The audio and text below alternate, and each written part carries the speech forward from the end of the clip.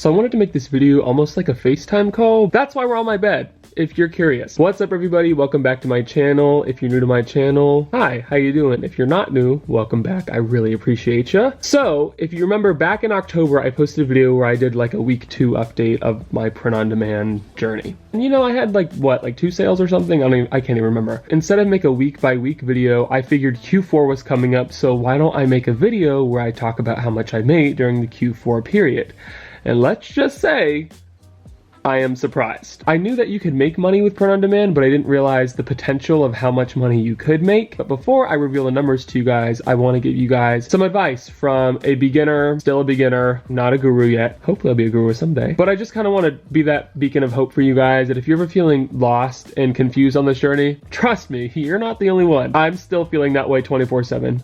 If you want to be successful with print on demand, these are just a few of my tips of what I would recommend doing from somebody who has seen success. Let's start with the first thing I learned. Mindset. Mindset is going to be your #1 thing that you're going to need to get in control before you even start this business. If you think it's going to happen overnight, if you think you're going to make 5 or 6 listings and they're going to pop off, well, you got another thing coming. All right? Because I have over about 350 listings and now they're just starting to pick up traction. That's another thing, is you can't expect the listings that you made that previous night to sell the next day, because that's just not how it works. Remember, nothing good in this life comes easy, and if it does, it won't last. I knew that going in there because I adjusted my mindset. I knew that if I was going to make it work, I needed to get up first thing in the morning and list at least 5 listings a day, 10 listings a day. And whatever works for me may not work for you, but you have to adjust your mindset to work for your shop, to work for you. I am a chronic overthinker and I tend to think of the worst before I think of the best. One thing I realized is your shop is a reflection of your work ethic and your ability to push through when things are not working in the beginning. Don't give up a good thing before it's even started.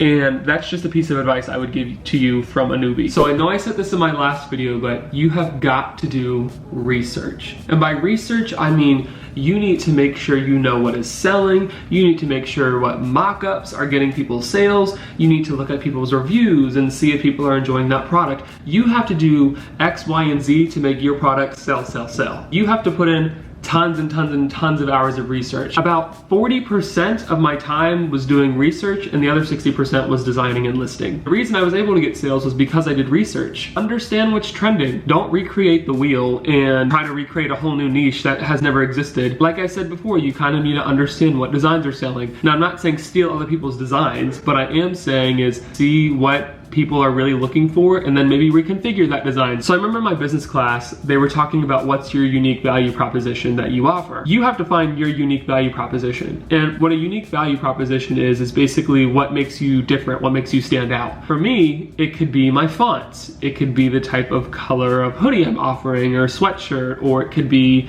the type of graphics I'm using. You have to find what makes your shop you, and you have to run with it, and you have to stick with it. Some of the tools I would recommend are Allura, Sales Samurai, Everbee. Those are just a couple that I know off the top of my head. I know there's tons of others that you can look for, but those are the 3 main ones that I feel like I see people using. Definitely use those tools because they are there to help you. They are there to help you grow your shop and hopefully make some cash. Do some research and understand your market before you dive into it. So I know you're gonna get really upset with me for this one I'm about to say, but you definitely need to follow a niche of some sort. Now, I'm not saying your whole shop needs to be one specific niche, but what I am saying is you need to experiment with a couple different niches and see what works for your shop and what doesn't work for your shop. You have to be able to test different niches, different ideas to see what works for you, you know? Have a couple niches, but I wouldn't say limit yourself to only one niche. 86% of users on Etsy are female and 14% of users on Etsy are male. With that in mind, you kind of want to understand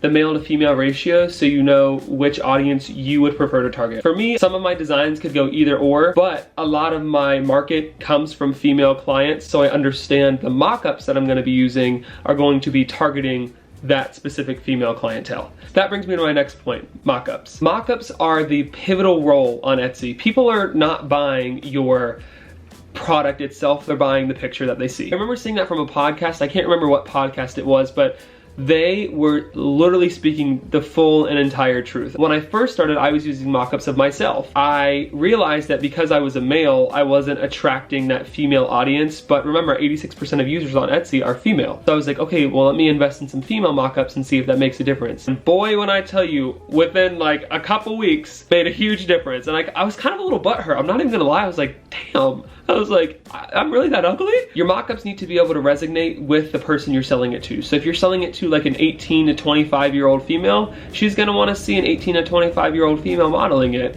And the same goes for if you're selling it to a 60 to 75-year-old female, she's gonna wanna see a 60 to 75-year-old female wearing it. It's all in how you market the items. So just keep that in mind when you're creating the mock-ups and you're creating the listing. All right, you guys, so I wanted to return to the bed because the bed is my sanctuary. And I feel like when I'm sharing these results, it's gonna be very zen, peaceful. I even changed the lights. Come on now. Like this, it's raw. This is raw at its finest. From October to the end of December, I have sold a grand total of 67 items. Now, I'm gonna show you guys a screenshot of my analytics for my shop from October to December. Now, on the screenshot, it'll say 86 orders. But remember, because my shop originally was an embroidery shop and it had some mock-up images in there as well, those results are slightly varied, but I'm gonna do like a whole recalculation of the conversion rate with my shop. I'm reading the stats right here. So I've sold a total of 86 items, but 19 of those were a mix of mock-up images and some embroidery sweatshirts. So 16 of those were mock-up images and 3 of those were embroidered hoodies. I do like to just kind of put a disclaimer in there that my shop, when I first started my print-on-demand journey, was small. It didn't really have a lot of embroidery sales, but I will say that I do think that did play a factor because I had some social proof, but I really maybe only had like 10 reviews at the time. But still, that definitely does help with getting some sales, and I want to acknowledge that part of the video. So now let's get into the fun part, the stats, the conversion rate, the profits. That's what you guys are waiting for, the profits. I know. Each hoodie I charged about $45.75 for, but once Etsy fees were accounted for, I was left with about $41 and some cents. The cost of each item that I kind of noticed the range was falling in was about like $29.93. So subtract $41 and I don't know, like 50 cents or something, subtracted by $29.93, and you get about an $11.50 profit per hoodie. Now, some gurus will tell me I'm absolutely crazy for not having a $20 profit on these hoodies, but honestly, I was happy with an $11.50 profit when I literally was doing nothing and I was basically starting from scratch. If you multiply $11.50 times 67, you get about a $770 profit. And now that number, it's gonna range a little bit, just depending, because like I said, if the hoodie was a larger hoodie or a 2XL or 3XL or it was a different color, that could have varied the profits, but it ranged from about $760 to about a $780 profit. So if we calculate my Etsy print on demand conversion rate, we're going to go by 67, which was how many orders I had. Divide that by 4,089, which is the total number of visits I had minus the one embroidery listing that I had, which I think that's honestly like a hoax or something, how I get like 3,000 views on that, but like no sales on it. My conversion rate was a 1.6% conversion rate, which I don't think that's too bad if I don't say so myself. So within the past 2 months, I topped out around a $770 profit. I don't think that's bad if I do say so myself. Honestly, I'm super proud of myself for putting in all the time and work that it took to build this shop to where it is now. It's continuing to make sales in the new year, and I hope to bring you guys along for the journey. But guys, my results are only the scratch of the surface of what's so attainable out there in print on demand. Like these gurus out here making like $20,000 a month, $10,000 a month. My $770 is nothing compared to them, okay? I just want you guys to see me from a beginner of what a beginner can make doing this in only 2 months. With that being said, I wish you all nothing but the best, and I hope your shop endeavors go great in the new year, and I will continue documenting my journey for you all to see. All right, I'll catch you on the flip side. Bye, guys.